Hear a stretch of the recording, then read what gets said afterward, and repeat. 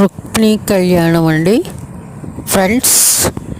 ఈ వీడియో చూసి అందరూ భగవంతుని ఆశీస్సులు తీసుకోవాలని ఆశిస్తున్నాను.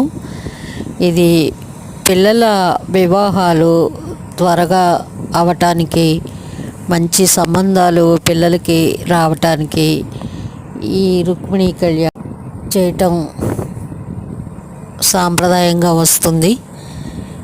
ఈ శ్రీకృష్ణ భగవానుని ఆశీస్సులతో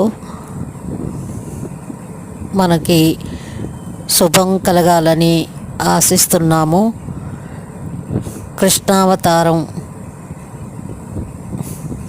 ఎత్తి కృష్ణ భగవానుడు రుక్మిణిని వివాహం చేసుకోవటం, రుక్మిణి కళ్యాణ ఘట్టము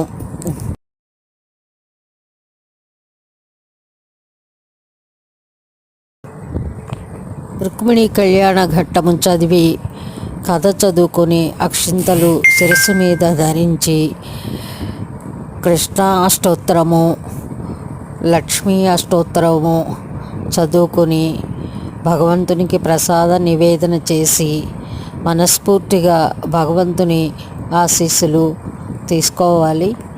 దీనివల్ల పిల్లల వివాహాలు త్వరగా అవుతాయండి. కృష్ణ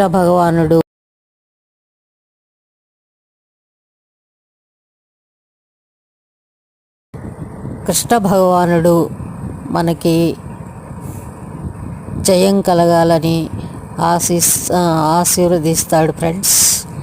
చాలా చక్కటి ఉద్దేశంతో ఈ పూజ చేశాము మేము. భగవంతుని ఆశీస్సులు మా కుటుంబానికి కలగాలని అనుకుంటున్నాం ఫ్రెండ్స్. ఈ వీడియో చూసి లైక్ చేయండి, సబ్స్క్రైబ్ చేయండి, ఇతరులకు షేర్ చేయండి. జై శ్రీకృష్ణ భగవానునికి జై, రుక్మిణీ మాతాకి జై, జై శ్రీకృష్ణ భగవానునికి జై, జై శ్రీకృష్ణ భగవానునికి జై. సర్వే జనా సుఖినో భవంతు.